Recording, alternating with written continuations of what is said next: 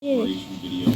I do have a handful of features written down here that I thought would be cool to kind of take a little bit of a closer look at. But this is mainly going to be a classic laid-back installation video where we try to get installed, see what problems, if any, we run into, which is very common for this channel, as regular viewers of mine are very well by now. But hopefully we won't have any problems because, this is beta software, so we very well may run into some issues. We will see. But first, I'm going to open up the disk utility here because we need to create a new volume on our Macintosh HD. Well, we can make a new partition or a new volume. We're going to go with new volume because this will allow us to utilize free space for both of these partitions as they need it. Whereas making a new partition, you have to literally section off of a portion of your drive. It's kind of one of the neat things about these later macOS versions that support it, and the Apple file system, of course. So with our new volume created, we're going to go back to software update here. We're going to click on upgrade now, and it's going to begin downloading macOS 13 data. And we're almost halfway there, 11 minutes remaining. This has definitely been going at a pretty decent pace. So No, it's me. It started about 20 minutes, it's already down to 11 minutes, and it has not been 9 minutes. So that's pretty great. I imagine Apple's update servers are pretty overloaded at the moment, with this being the day that this update dropped. But hey, definitely off to a great start. Looks like we've got that same minimalist install in here, just the generic macOS logo. So we'll click on continue, very typical for macOS beta software. We're going to agree to the license agreement and show all the disks here because we want to install it on Ventura and not Macintosh HD, because I certainly do not want to override my existing stuff. So we're going to continue. We're going to select my only user account as the owner of the new volume. We'll install. We'll type our here, and there we go. macOS 13 beta will be installed on the disk of Ventura. So we've got about an hour remaining. Okay, 57 minutes. Well, not exactly an hour, but close enough, right? So, I'll be back, because I'm not going to make you wait an hour here, because that's boring. Because you'll probably just hear me talking like this about random stuff for way too long. So we're going to use the magic of video editing and skip to, well, it's not been an hour, it's not even been 30 minutes, it's been more like 15 minutes, and you can see we've only got 2 minutes remaining. So, yeah, I always love it when timers over-exaggerate like that, because then when it finishes, Turn it off. What the fuck is that about to so do? much faster. So I thought I was going to actually be here for an hour. And now we got to restart our Mac. Alright, let's do it. We're almost there. Come on, you can do it. This is like the most anxious I've been for like a Mac OS startup. On the next video. I can't even remember the last time. Okay, I think Is that's it one little like minute to go. And now we're back to the logo. We got the progress bar again. That was going considerably faster this time. The one thing I miss about Mac OS setup is that intro video. Those are always so cool. Do you guys remember those? I was really disappointed when they got rid of those. I mean, yeah, it did take up some time, during the beginning of the installation, but it just kind of got you excited to like boot into Mac OS and check out this operating system. So, accessibility, we're going to say not now. And we're going to select our Wi-Fi network. Let me find it here. We got our data and privacy thing. We continue. We're not going to migrate.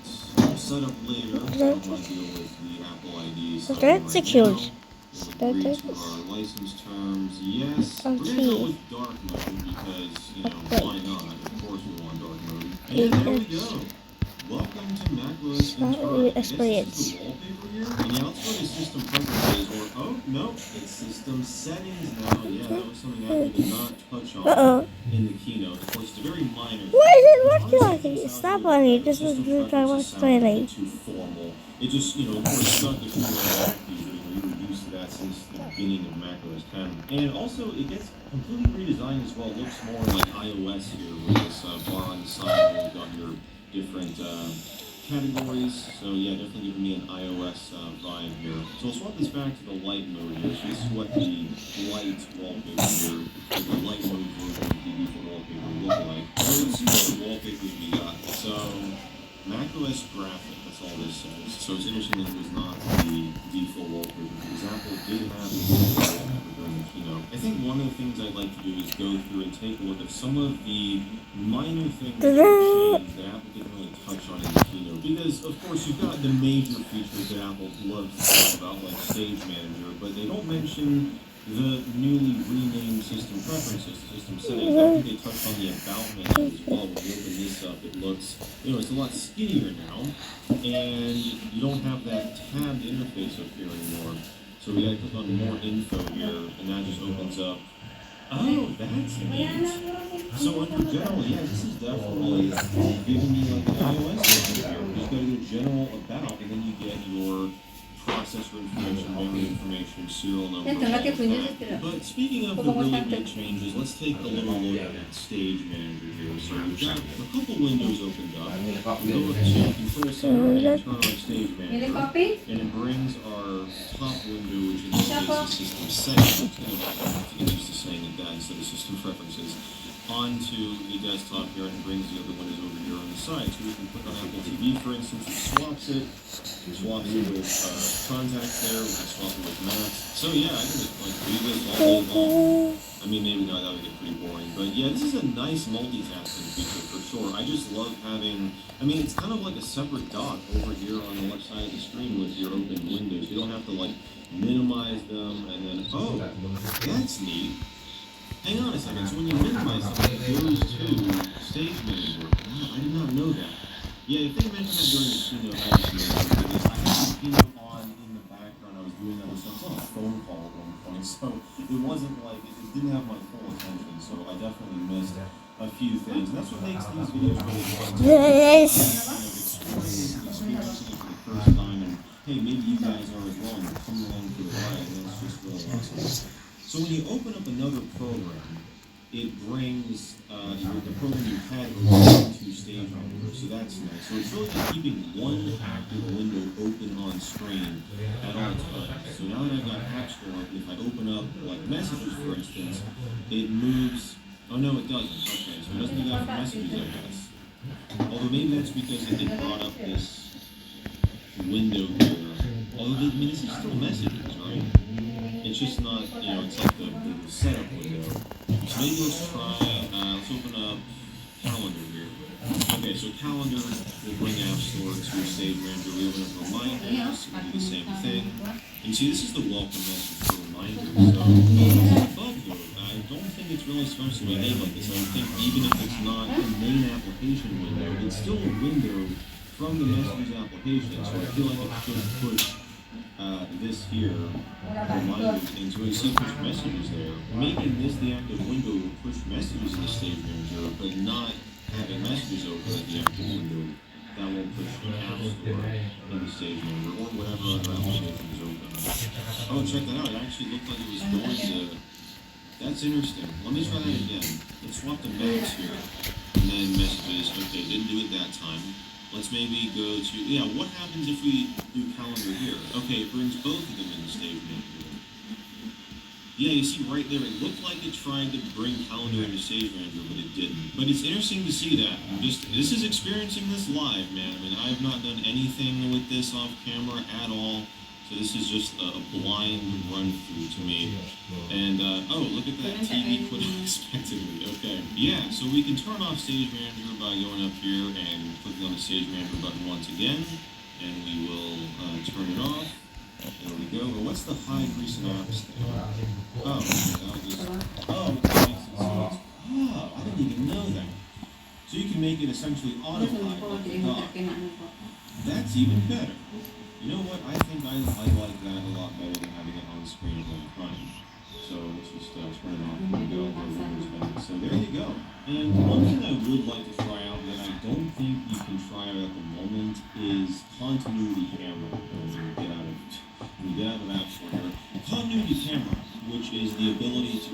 Can I just quit out of this, please? Thank you. Continuity camera, which is the ability to use your iPhone's camera as a webcam on your MacBook or your iMac or whatever you might be running, which is useful for older MacBooks that don't have, the greatest webcams. I don't think you can use it right now though, because first of all, my iPhone is not running in developer beta.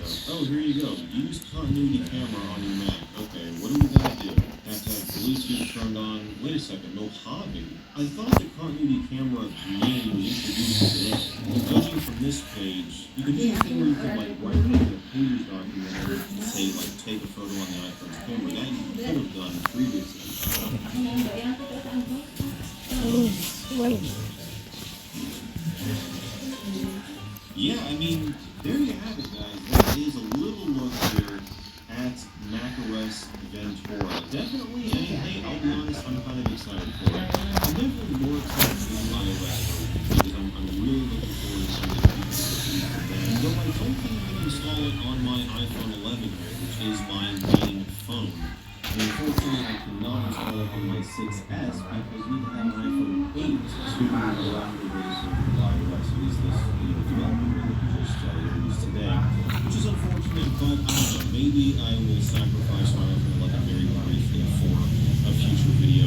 If you guys want to see that, if enough people suggest it, maybe I'll do it just for the heck of it. I won't make any promises though because I do like my phone to not have any problems anymore. There you have it, guys. Hopefully you enjoyed this one. If you did, be sure to give it a thumbs up, get subscribed down below, notifications, all of that. And yeah, I guess I can show you the new wall. This is something.